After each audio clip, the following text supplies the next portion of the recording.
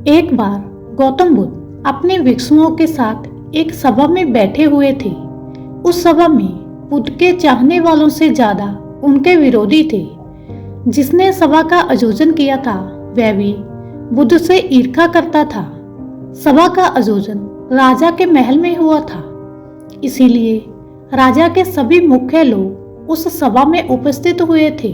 बुद्ध सभा में जाने से पहले ही यह जानते थे कि सभा में उनके खिलाफ कोई ना कोई षड्यंत्र रचा जाएगा। सभा में जाने से पहले बुद्ध के शिष्य आनंद ने भी बुद्ध को सभा में जाने से मना किया था कि आपको सभा में नहीं जाना चाहिए, वहां के लोग आपके साथ दुर्व्यवहार करेंगे। न जाने वहां आपके विरुद्ध कोई षड्यंत्र ही रच रखा हो। लेकिन गौतम बुद्ध अपनी करुणा की वजह से अपने आप को उस सभा में जाने से रोक नहीं पाई। सभा की शुरुआत होते ही बुद्ध से कुछ तीखे प्रश्न पूछे गए, क्योंकि बुद्ध से ईर्ष्या करने वाले लोगों का यही प्रयास था कि बुद्ध से कुछ ऐसा प्रश्न पूछा जाए जिसका उत्तर गौतम बुद्ध ना दे पाए। परंतु बुद्ध सभी प्रश्नों का उत्तर बड़ी आसानी से दे देते थे। सभा में बैठे सभी लोग अपने प्रश्न बुद्ध से पूछ लेते हैं और उन्हें उनके प्रश्नों का उत्तर भी मिल जाता है। तभी अचानक वहां एक स्त्री आती है और बुद्ध से कहती है कि आप तो ध्यान की बातें करते हैं, ज्ञान की बातें करते हैं, सत्य की बातें करते हैं। आप लोगों को सत्य की राह में चलने की दिशा निर्देश देते हैं। क्या आपके भीतर थोड़ी सी भी दया नहीं है कि आपको मुझ अबला की कोई चिंता नहीं है जिसे आपने गर्भवती करके छोड़ दिया है? क्या आपको मेरे पेट में पल रहे बच्चे की कोई फिक्र नहीं है? उस स्त्री की बात सुनकर उस सभा में हलचल मच जाती है। लोग एक दूसरे से बातें करने लगते हैं। उस सभा में बैठा हर एक व्यक्ति कहता है कि औरत के सौंदर्य के आगे तो बड़े बड़े ज्ञानी भी अपने घुटने टेक देते हैं, तो फिर बुद्ध क्या चीज है? उसी में से कोई और खड़ा होकर कहता है और बोलता है कि हमें बुद्ध से यह उम्मीद नहीं थी कि बुद्ध इतना भी नीचे गिर सकता है। इस तरह सभी लोग बुद्ध को बुरा भला कहते हैं, बिना सत्य को जाने कि आखिर सत्य क्या है।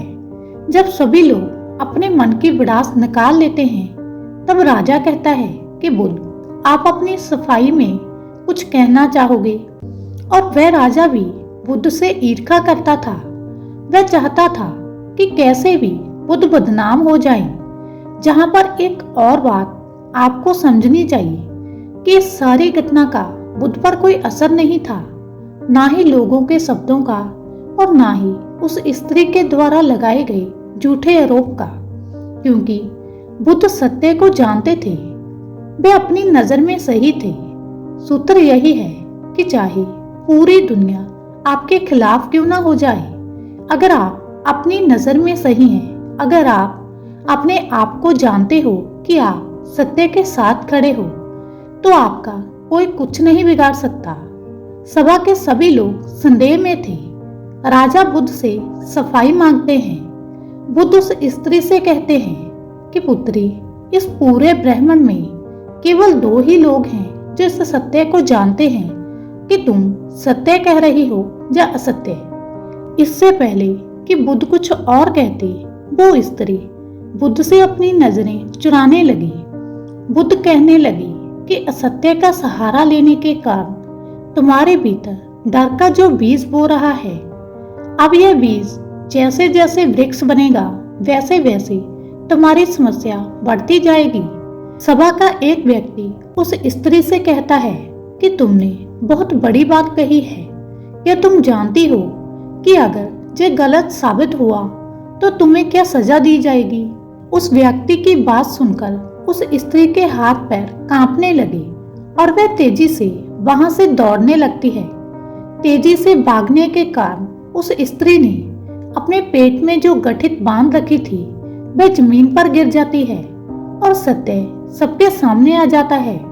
उस स्त्री ने अपने पेट पर गठड़ी इस तरह से बांध रखी थी जिससे लग रहा था कि वह स्त्री गर्भवती है।